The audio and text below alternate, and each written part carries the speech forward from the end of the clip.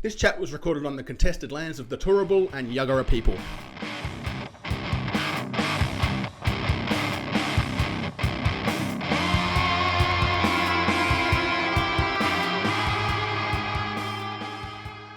G'day, I'm author Garth Jones, and this is a chat I recently had with journalist Richard Cooke.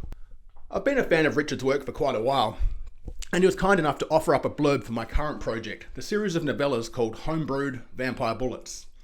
Richard's wit, eye for detail and forensic research is legendary.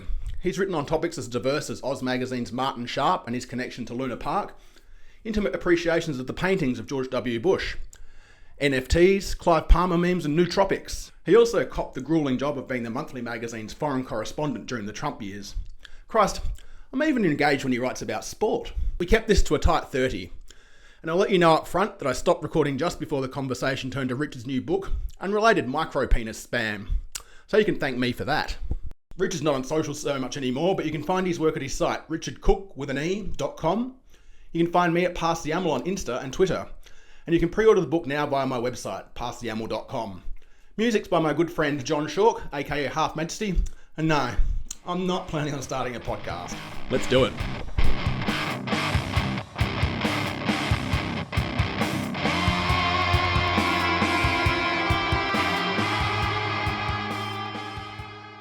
My dad read The Australian all the time when we were growing up.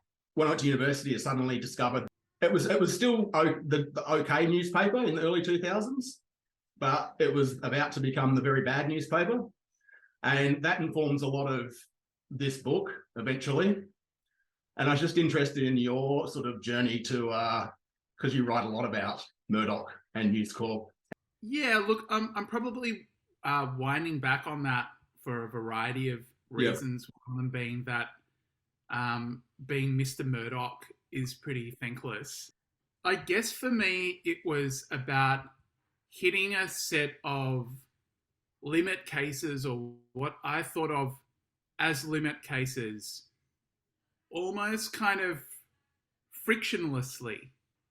Even now, I'm not the world's biggest fan of the royal family, but it's very, very strange to see someone like Prince Harry come out and say, a set of circumstances came about involving the media that resulted in the death of my mother. And I'm watching them being recreated around my wife. And that means for her and my safety, we have to leave.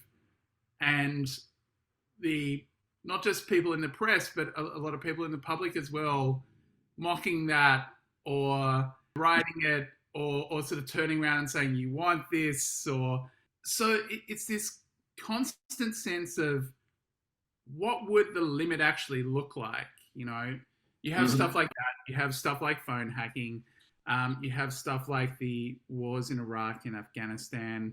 The full-throated endorsement of George Pell was a big one for me. It's almost like you look at people like Turnbull and Rudd, and these are former prime ministers, and yes, they have some sour grapes. But it's almost like it doesn't matter who you are, even if you're a former prime minister and you come out and say, I think that the Murdoch press here and internationally has had an extremely deleterious effect on the civic and political and social fabric of a variety of countries.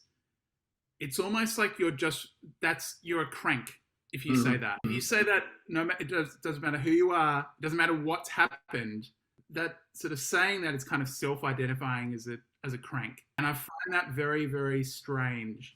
You know, all the kind of the things that the hystericists, the kind of, Trump derangement syndrome stuff has kind of come true.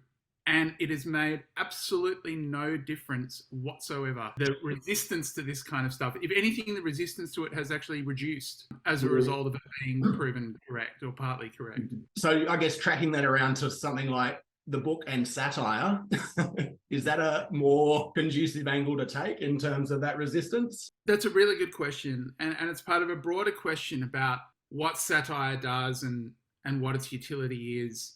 And I'll open that question up a little bit wider, which is, if you look at that kind of ubiquity, one of the things which is surprising about it is that with stuff like teardrop Twitter or water drop Twitter aside, and things like The Shot, it doesn't feel like there's very much counterculture left here or anywhere in the West. There's genre culture, but that kind of, outside of the world of sort of memes and streaming and things like that, it sometimes doesn't feel like there is a particularly productive counterculture that feeds back into the mainstream. Yep. You only have to look at stuff like, the dominance of fairly superannuated TV figures in a lot of writers' festivals, for example, to feel like things are a bit strange in that regard. One of my favourite pieces of yours is the Martin Sharp Luna Park piece. Oh, thank you. Yeah, Hellfire. And yeah, I mean, I've been sort of a fanboy of yours for about a decade, I guess, just sort of like tracking your career and really enjoying your work. Just, yeah, because, you sit at the sort of like more, I'm not going to blow too much smoke up your ass, but yeah, I've really found your long form stuff to be really, the deep research, the literacy of it, like, is rare, is lacking. And I feel like, we hit a lot of similar notes in terms of our interests in that sense as well. That's I'm humbled to hear that. It's been really noticeable, and it's not just my problem. I've spoken about this with other people as well. The audience for what you might just call interesting stories, stuff that isn't particularly politically driven or personality driven, or isn't tied to a sort of sympathetic, often semi-traumatized narrator or main character, it just doesn't seem to compel attention in quite the same way that it used to. Right. It almost feels like reportage can be an impediment sometimes to a wider audience. Like it makes it a sort of less legible shape, especially when people are reading online. And, I'm not going to lie, it's disappointing that it's not like career opportunities for me have dried up. Occasionally when that's what you're interested in, it can feel like being a jazz musician or something like that. It doesn't have the same cultural valency that it had in even very recent memory. Invoking COVID, people just stopped reading. There's suddenly like a sort of a line in the sand in terms of like long form, reporting or journalism in that sense. Yeah, there is that sort of fatigue, both literal and just too much online. And when you look at things like book sales, it's really reflected in that. There were dramatic climbs in streaming services and journalism services, but predominantly to read about COVID. And book sales, partly because bookstores were closed, had very, very modest increases, about, I think, like a 1% increase in the US. And sales were almost exclusively driven by backlist titles. One publisher was saved by Coolio's cookbook. Rest in peace. Rest in peace. So it's kind of, there's almost like this hierarchy of needs that gets demonstrated by something like COVID.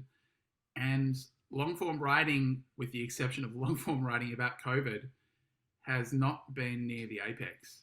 So am I a complete fool for releasing a series of novellas in the current context? Or? No, I mean, I think that it's a bit like the old adage, there's never a good time to do it. No, there's never not. a good time to release a series of novellas.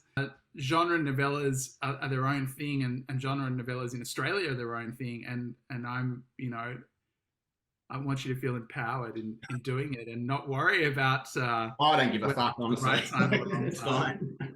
Yeah, so I guess we talked about when you called a few weeks ago. We talked about Ausploitation and the sort of like that transgressive Australian culture that's disappeared over the last. Well, now we're a nation of bootlickers. We used to think we were a nation of like mavericks and all the rest. Yeah, I guess I'm just unpacking some of those insights a little bit because I was really interested in your much more in-depth insights into the text than I've actually had. Look, I don't know that it's very in-depth. There's this kind of like Australian political geography in cinema and literature and elsewhere, even music. I've tried to like write versions of this or talk about versions of this. Mm-hmm. It's never quite come out right. So let's try again. Go for it. There's a part in Donald Horne where he says that Australia is the first suburban nation. And there's part truth in that. I think as well, it has a very unique literary culture which is on the periphery. It's not it doesn't have a cosmopolitan literary culture, and it doesn't have a sort of like pastoral literary culture. It has a literary culture which is somewhere in between those two, looking at satellite suburbs and regional towns and these kind of liminal points. And a lot of Australian horror is about those liminal points as well. Mm. And it's particularly about the figure of the cosmopolitan or the city dweller. I mean, this is a common theme in horror in a lot of places, but it's particularly true here. You know, the Wolf Creeks and Snow Towns and Wake in Frights. It's bogan contact horror in a lot of ways. Yeah. And that's a really, really interesting for a sort of culture that identifies with the working class battler. That sort of horror in contact with their dark side is really rich and interesting. Yeah, we've drawn away from that a lot, haven't we? In the sense that, we sort of embraced it, and now it's that's the heart of darkness sort of situation. I mean, I'm terrified when I go back to Broken Hill. Yeah, you embrace it, and then it's suddenly like, oh my God. Yeah, that was, you know, there was like decades of publicly funded Australian films which had variations of the message, like Suburbia has a dark secret. And then Trent Dalton came along and he said, Suburbia has a dark secret that it's awesome. It's magical. It's magical. It's literally magical. And you can see the kind of chord that struck. When I first was querying this, I tagline made Tim Winton cry. And I think I want to change it to, made Trent Dalton cry. What is it? What sort of, is this partly like working through coming from Broken Hill? Is it, where do you sit on this kind of on the right divide? Are you the wanker or the bogan, or is there? I was recently in the Barrier Daily Truth, which is the old union newspaper.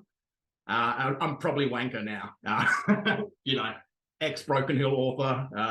I was in the masthead next to Liz. Yeah, I'm probably wanker now. You know, growing up there probably was wanker too, art kids and all the rest. So, but releasing a book and telling people about it out there. God bless you if you're listening, anyone out there. But probably doesn't really rate highly on the cultural radar.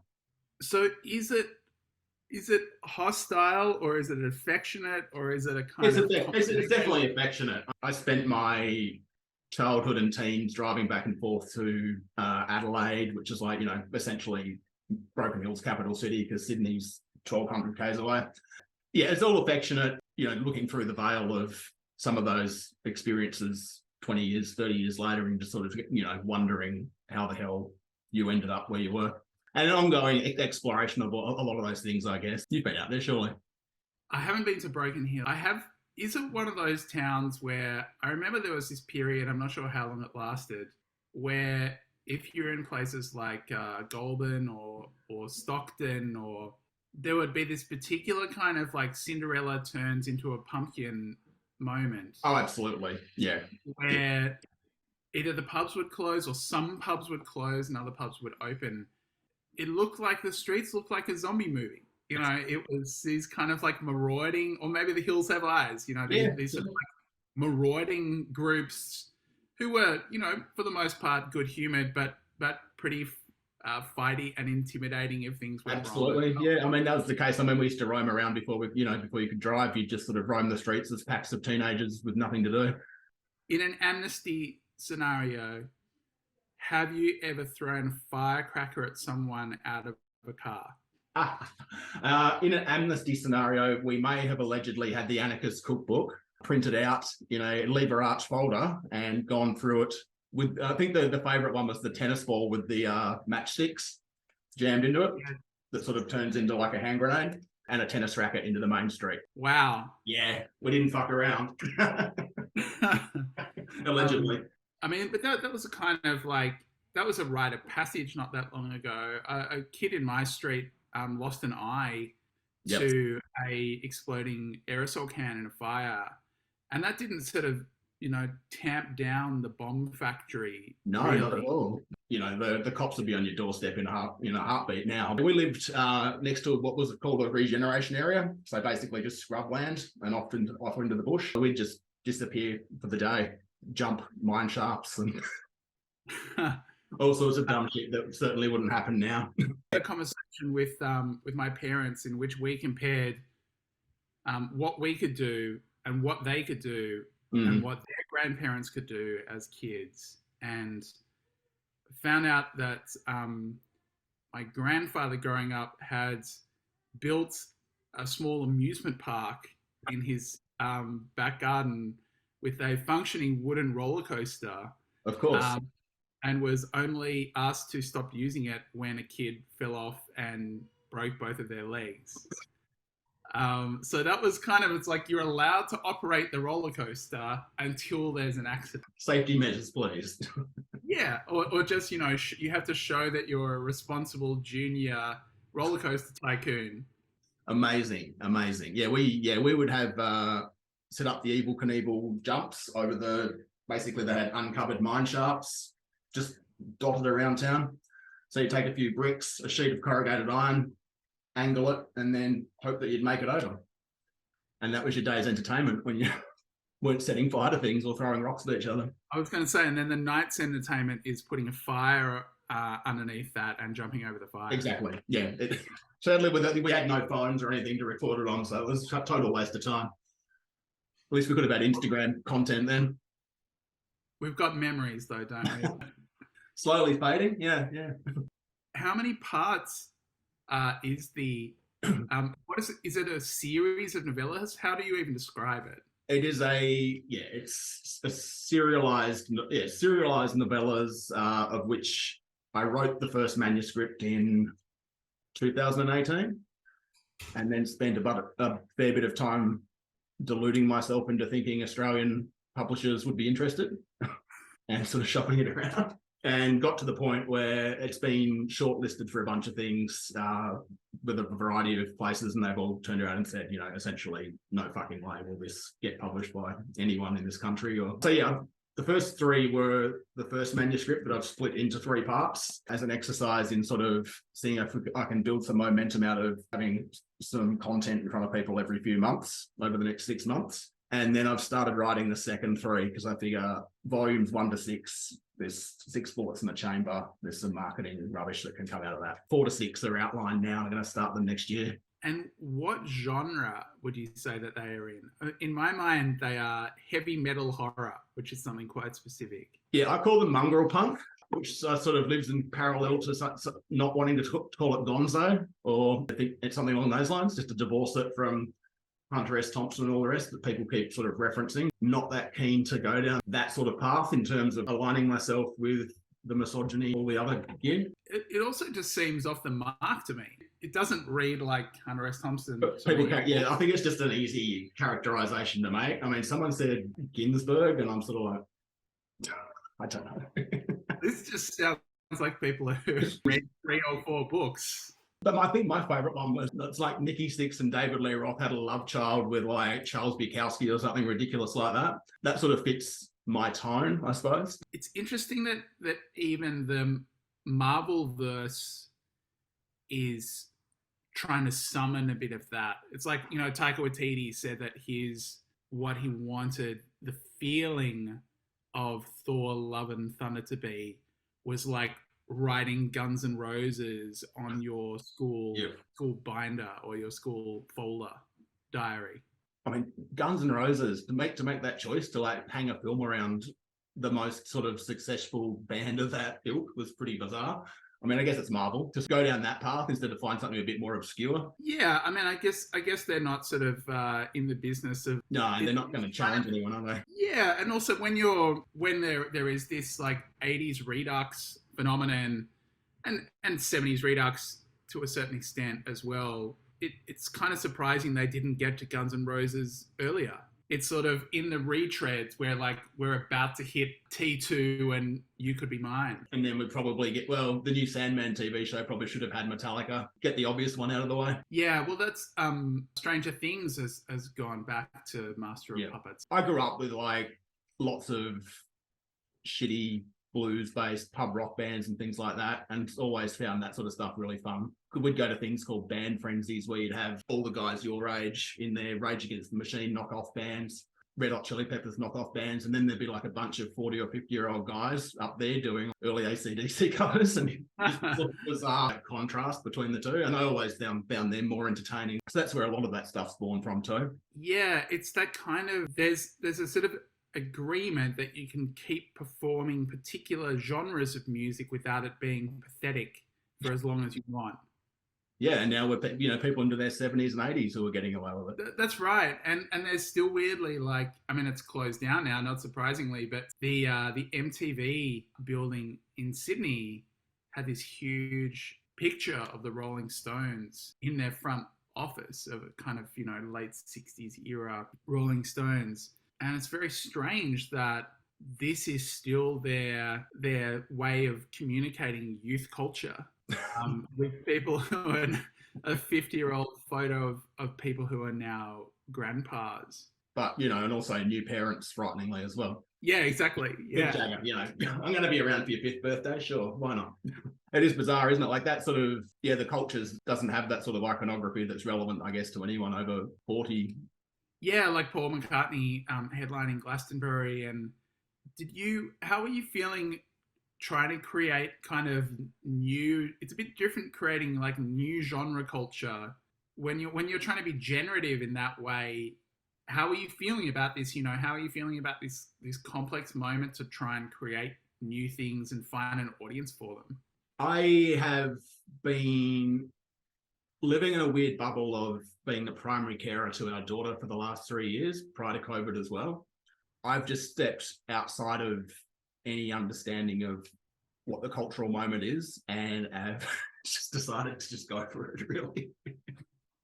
It's, if I like it, it's fine. There's an audience for it, and it may grow.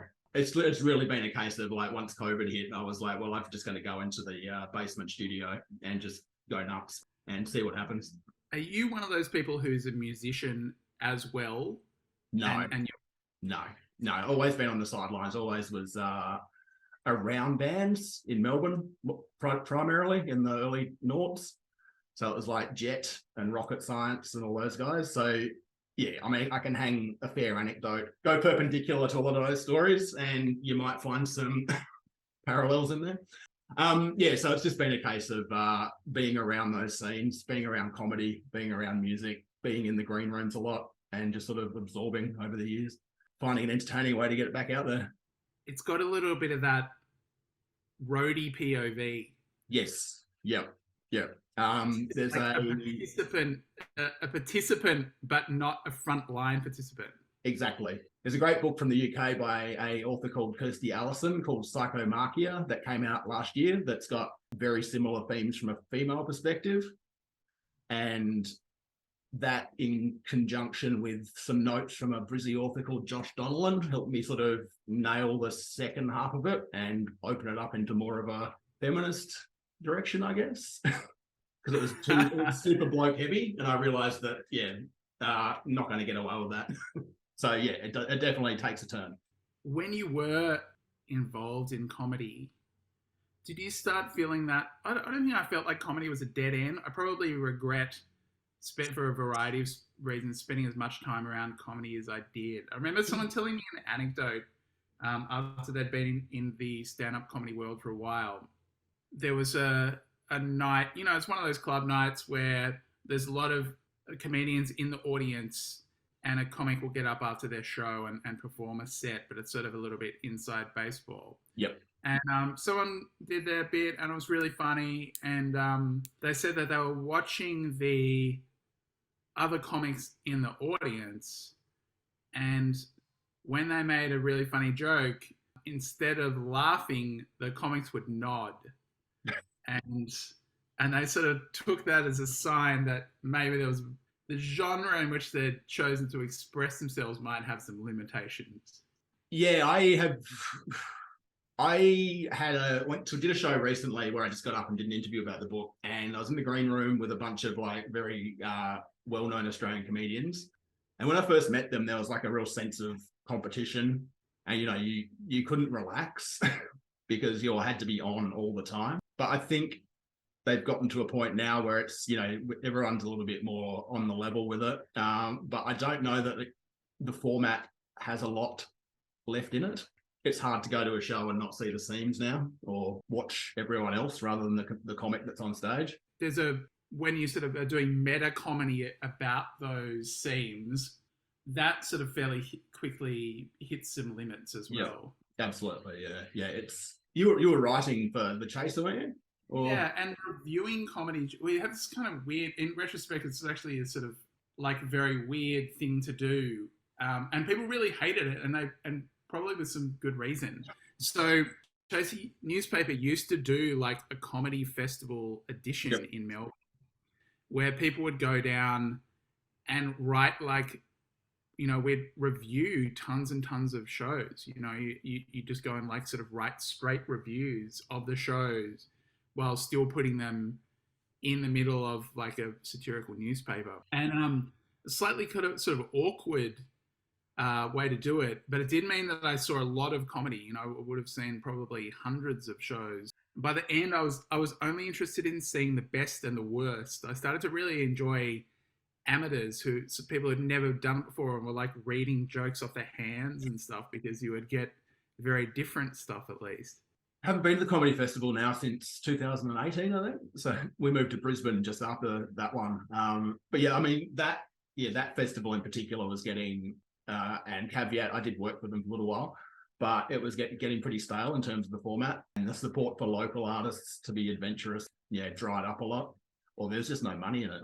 Yeah, it's interesting that there's no sort of fringe festival to any of these festivals. No. I mean, I know that the Fringe has now become, in Edinburgh, the Fringe at least has become kind of the main act in some ways, and is, formalised and very mainstream. But that doesn't seem to be such a widespread phenomenon anymore. Maybe because it's too expensive. Like you're saying, like everything's just homogenized and sort of been sucked of all its sexual creative energy now.